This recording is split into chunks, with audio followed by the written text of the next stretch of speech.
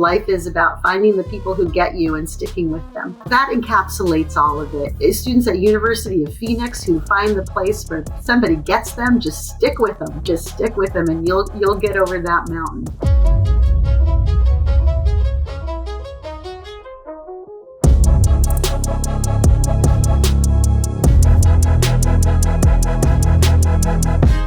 I want to talk about your doctorate that you received here at University of Phoenix. Is this where CAA was born in your mind? Yeah, well, CAA at this point in time is an inclusive collegiate partnership. So the first college that we were able to sit ourselves onto was West Valley College in Saratoga, California. We had gone through 10 plus years of just being all over the community in whatever space we could find, and it changed all the time. Our goal was to have an equitable spot on the college campus for our students, like other adults in the community have access to. When they want to go back to school, if they want to go to college, they go to the campus. And so whatever that campus is, we needed a campus space and just that central hub. And it took, just like with my University of Phoenix program, it took a lot because it's like trying to get the brain around it. Now, what do you do again? And now would it be like a department of our college? And just trying to explain what it is. So here's what it is. It's its own private, nonprofit, charitable 501c3.org program for adults with intellectual and developmental disabilities. It's a private college program. As a private college, it's providing, professors and campus space and all the things that you would expect at a college. It's an equitable college for these adults who historically have not had access to structured higher education in the same way that other adults have in our communities. And they're one of the last groups in our community that has really had the gates shut on them at the college campus. And not because they don't want to educate them. They would ask all the time for ourselves and others. We were always going into meetings at colleges because they were looking at how do we serve these adults? How do we do it in an equitable way? And we would say, just put us on campus. We have a program. It's all developed. We just need a place and then to show how it works so we can replicate it on other campuses or other people could. We can start the movement. Just put us on your campus. And the first college to say, we have space, we can do that, come on over, was West Valley. The only one so far.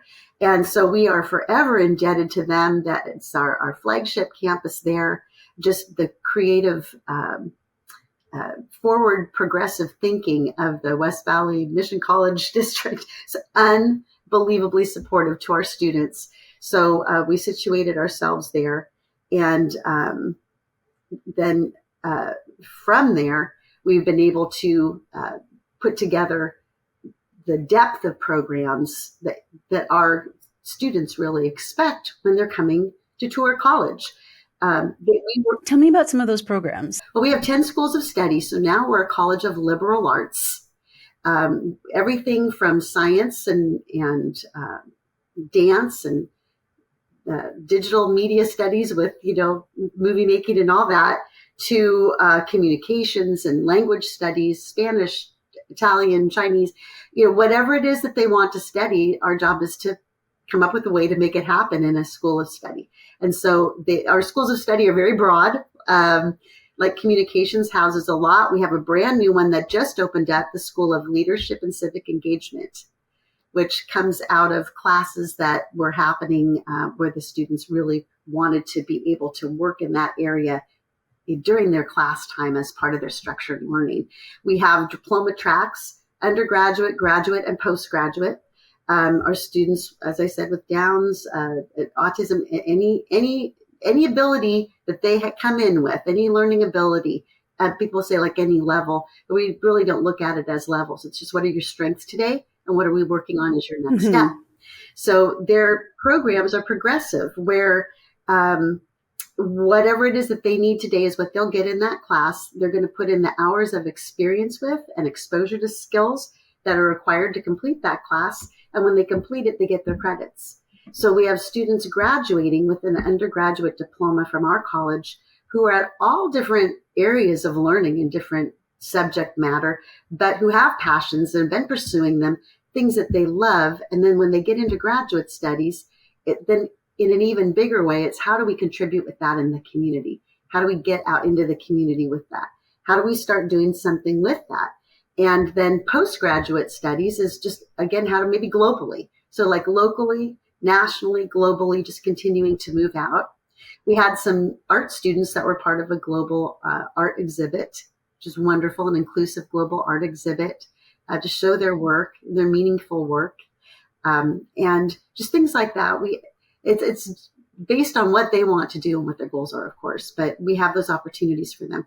And then if they finish their postgraduate diploma and they still want to learn, then they can do a postgraduate too with another emphasis. And we're getting better and better as time goes by at being able to develop the infrastructure of administrative databases and all those things needed to manage transcripts and learning goals and helping the students and families understand where they are on their diploma journeys, in their portals, and just putting them in the driver's seat. Say, here's where I am, here's what I need, here's how I want to do it, and getting a larger and larger student advisory capacity going within our college. When you're a startup nonprofit still pursuing a code that really fits what you do and funding that really fits what you do, it's an interesting task to try to build things and staff them. And you get really good at being, tiny but mighty and just bringing in everybody's ideas and, knowing that you don't have to invent every wheel. And that's what we really hope, is to find other programs doing the same thing that we are, with lifelong opportunities for unlimited numbers of students online, on site, with all these different areas of study, and really focusing on getting adults everywhere, anyone who wants to come in and learn, to be able to find those opportunities they can then learn to take actions on and move forward and make changes with. So we're looking for them. And I hope anybody that listens to this podcast that knows of a program will contact us. We have a lot of friends in programs that are those post-senior or those like more finite number of people or number of years or whatever in different colleges and different communities. But we know they're out there, and we don't want to invent every wheel. And that's another thing. Somebody that comes into the diploma program at University of Phoenix, for example, say their doctorate, 'cause that's where I was, and they don't know where they're going, but they just know what they have a passion for. And maybe they don't have a job doing that right now, but it's something they'd like to do. That's really the key, is to just as we're finding, to be able to get what you're doing put together in a way that you can share it with other people and get it encapsulated somehow so you can offer it. That is such a tough thing to do when you're trying to figure it out yourself. And the assistance that I had in trying to put together the ideas that I had for our programs that were just, how do I encapsulate that, as I've said, has been just invaluable. But for anyone, encapsulating what it is that you are learning and what your specialties are becoming, and finding out where you can take those to make a change. I think that is one of the big things that I know the alumni program too wants to reach out and help people with, that have come through programs at University of Phoenix.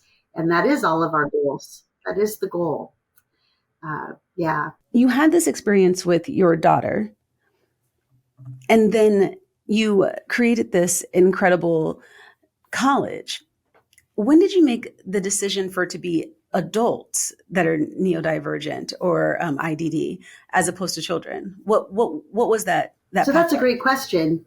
We were coming up with all kinds of programs for my daughter, at the age range of 5 to 22, and definitely 5 to 18 till they get out of high school. Lots of programs, lots of parents starting programs for the kids, when they're at home and they're not, independent or working on trying to become as independent as they can and maybe getting out of the home.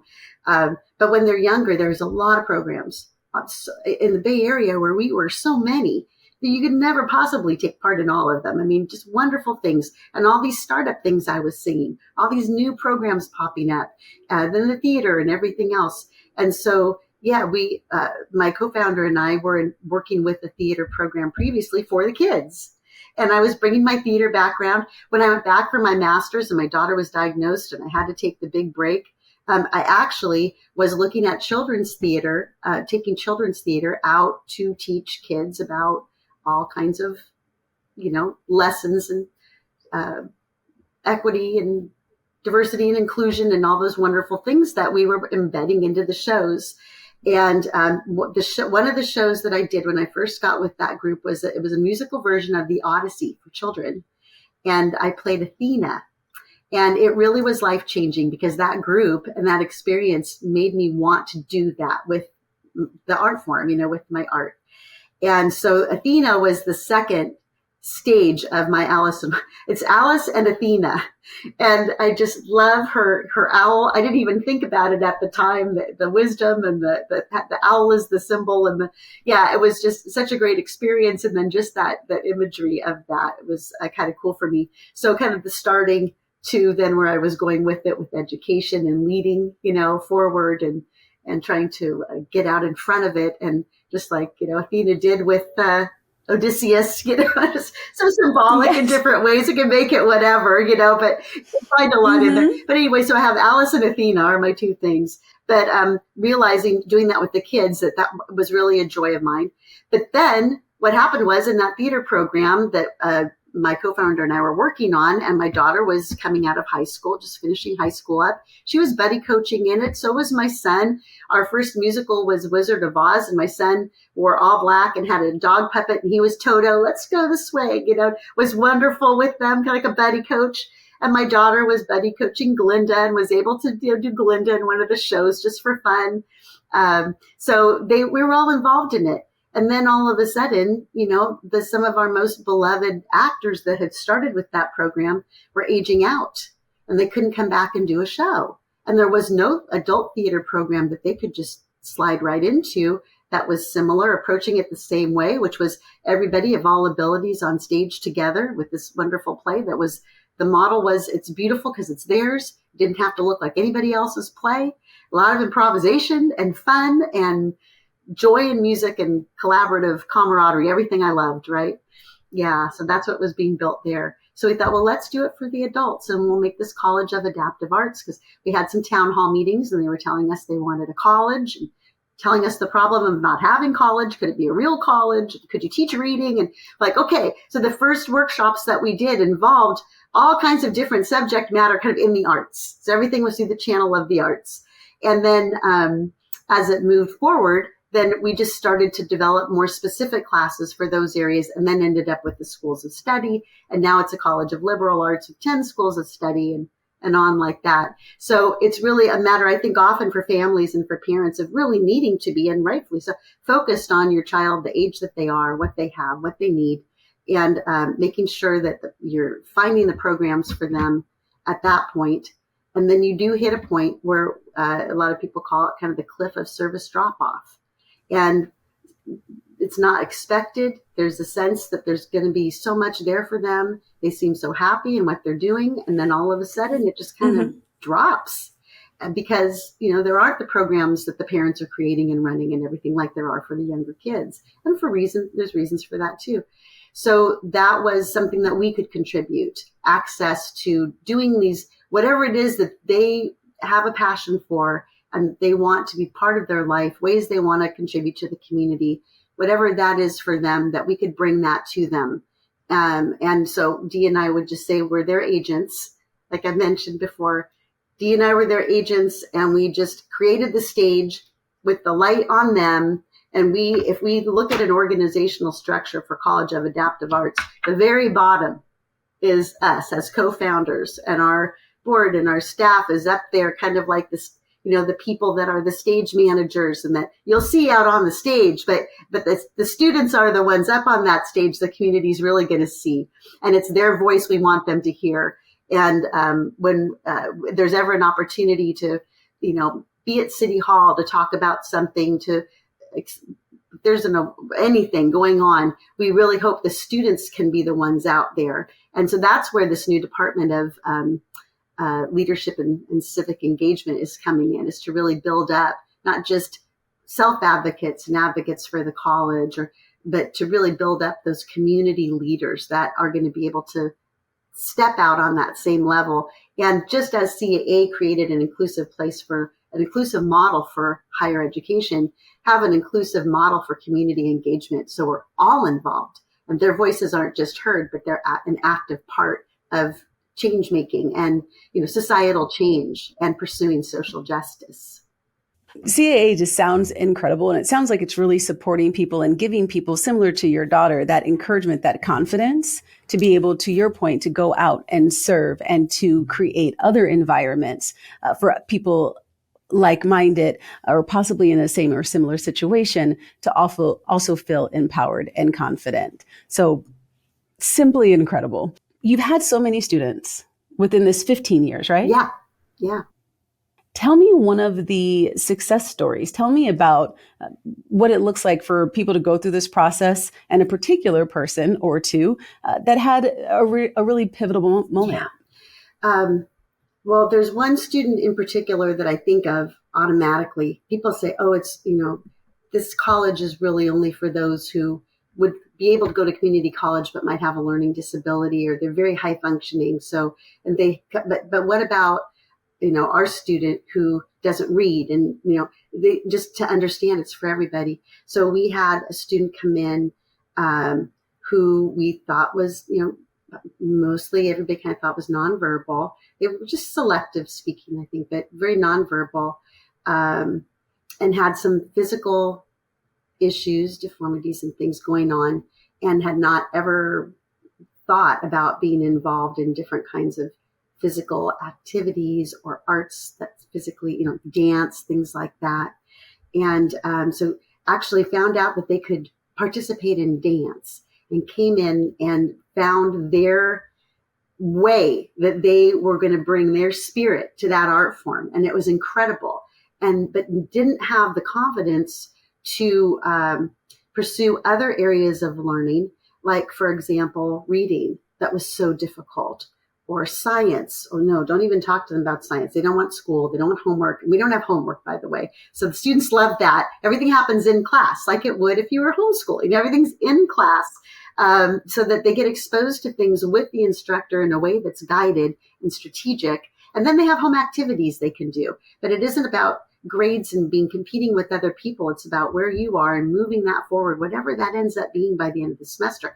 So once the student got comfortable with that, then started pursuing some of these other areas, and ended up finding a huge love of poetry and literature, and still is working on those reading skills, but now has been exposed, not only exposed to, but has experienced, great literature that they never approached before.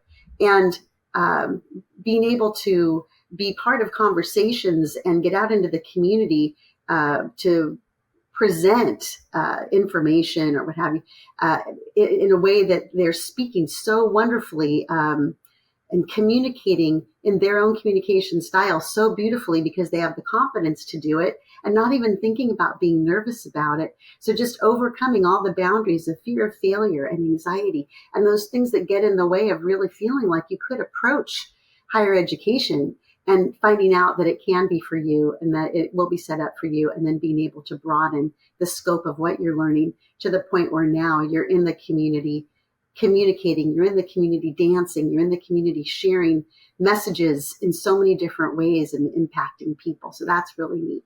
And then another student who did go to a community college, was with us for several years. We did not know that student actually got their diploma from that community college, and they completed it, but they didn't have any place to put what they were interested in. And that was journalism and working on a paper, and had always worked on school papers and was really active in the paper at that community college. And we had no idea that their dream was to be an editor, right, of a paper, or to create their own paper. And they knew they could do it and how to do it, but what would the resources be, and where would you do that, where you'd have the support to be able to do that?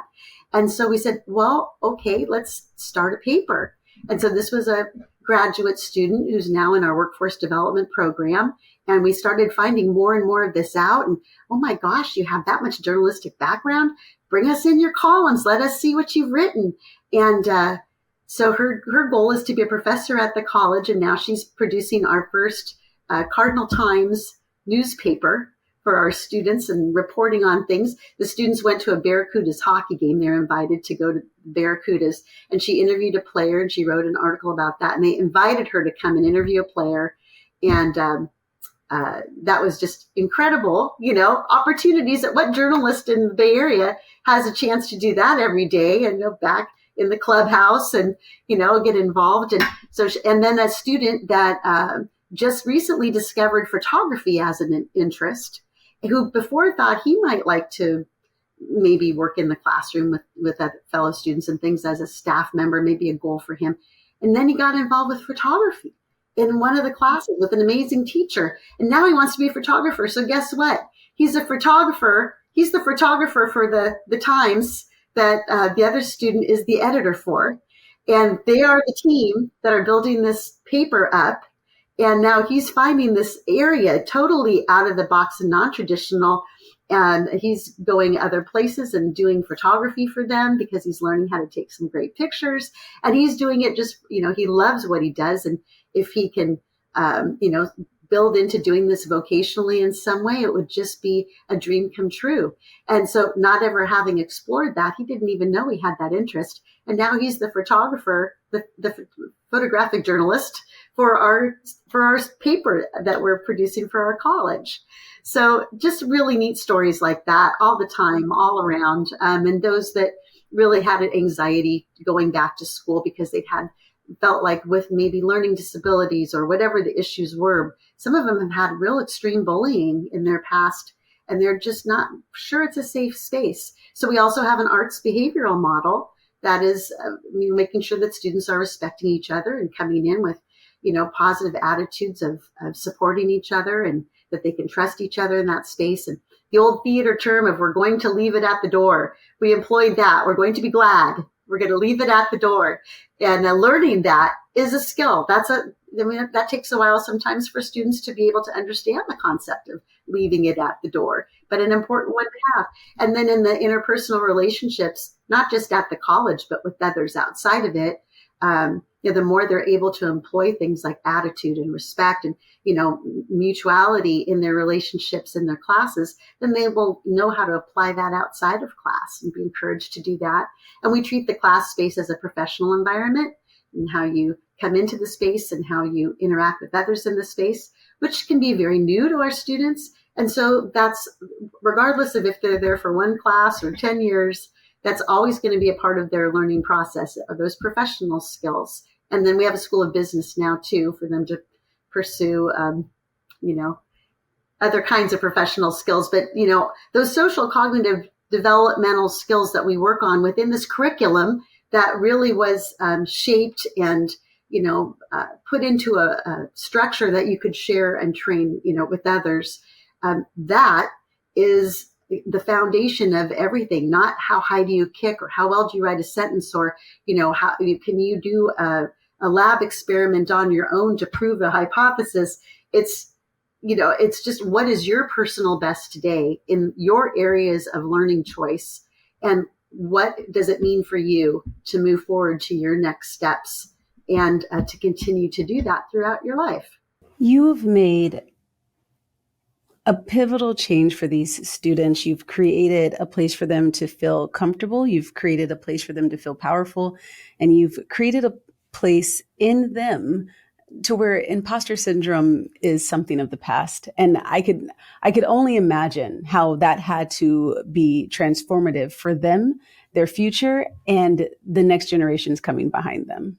So for them, and I'm sure if I were to meet any of them, especially the two that you had mentioned, one a journalist, one a photographer, doing this with the Times, and also setting up the brand new paper for the college, congratulations and an awesome thank you. And your faith, your optimism is clear. Like it is part of the vision. It is part of the value of the college. And you could see it moving into your students as well as they move forward in their life and in their careers. And that in itself is absolutely incredible. So thank you for that. Thank you for driving through and pushing past, because I imagine it couldn't have been all unicorns and glitter. There had to have been, within this 15 years, a little bit, there had to have been some rub. Was there any, what challenges did you deal with within this 15 years getting to this point? The biggest challenge is when people just aren't getting behind you. When you know that what you have when you know that what you have is viable, and and you just are trying to find the support. And no matter how much you talk about it, no matter how you put it out there, it's just not like taking root, and you know that it needs to, and it should, and it can, and it's not hard to do. This is just us all getting together to do it. We're training our teachers. Right. You could have taught somewhere else for 20 years in special ed. We still are going to need to train you in our methods. It may not be a good fit. It's like just teaching people what it's about. And, well, usually it is, but, it's definitely coming in and learning how we teach in the classroom, which is very different. But that's the main thing, is just getting people to get behind what you're doing and what the students are doing. That's been the big challenge. And, of course, as you're around longer and longer in the community, people start to get it more and more, understand it. You have people spreading the word for you, but then they're talking to people that have never seen it. And it really requires people meeting the students, seeing what we do to really understand it, seeing it on that campus and understanding what kind of an inclusive partnership that can be, and how that brings these individuals in our communities that haven't had access, how it brings them access, and how it is such a social justice issue. That and funding, of course, always funding, but it comes. It's the right thing at the right time by no fault of our own. I mean, we were just, told by everybody else it was the right thing at the right time. And we jumped in, and we always say, Dee and I, we call each other, we're Sisters of the Swell, which is this watercolor that she got me of two women on surfboards, waiting for the wave. Because we always talked about, we didn't even know that we were kind of catching one at the time that that this really was such a big hole in our educational system. And then it's exhausting to ride it and get up on it and try to ride it to shore. And then you get there and you feel like, oh, okay, we hit that milestone. And then, you're soaking wet and you're tired and you're looking around and you see all of these other people with their surfboards that were out there at the same time you didn't even know were there. And then you're just saying, hey, okay, let's climb this hill together and see if we can get into the valley over there, and you don't even know what's there, but you got to go to something else. So you're all just climbing the hill together and getting strength in each other. We call our supporters mountain movers. They really, truly are. But you're climbing that mountain or trying to move that mountain, and then you get to the other side. And now, there's somewhat of a bounty over there to be able to try to, be part of. But, is it going to go? Are you going to be at the table? Is someone else going to be invited to the table? So now you're all over there looking for tables to be able to sit at, and we're talking about our students really, being able to get them a seat at the table in these places. And so just, all the work that's required to really just have that hope and optimism in what you're doing, founded in the fact that that you've gotten where you are, that you have what you have underneath you, but primarily you have that net of support, all those people that are climbing that mountain with you, and that together you can come up with the information and the resources required to stand on to get to each new level. Like when mountain climbers put in their hook. I'm not a mountain climber. I'm going to call it a hook and a rope. How they have to do that, and if you have multiple, and somebody at the top, helping you out, and you have to learn to do it before then you can even really get up there at all to any degree, which we had to learn to kind of build our processes. So all those things were challenges, but it really is just primarily being able to continue to communicate until you can just build that group around you that understands, gets it, and wants to go there with you in anything that you do. Absolutely. Dr. Pamela, you were phenomenal. And the things that you've accomplished with your partner and simply your goals and aspirations moving forward, wanting to be able to touch and serve more so that they can feel more successful and empowered. Mm-hmm. It's admirable. And so we are proud that you are a University of Phoenix alum. We are so, so grateful that you joined us today in sharing your story. I know that the listeners and the viewers are definitely going to be able to get something from this. That brings us to the end of this episode of Degrees of Success. I'm your host, Freda Richards. Don't forget to like, comment, and subscribe. And remember that your next chapter just might be your best one yet. See you soon.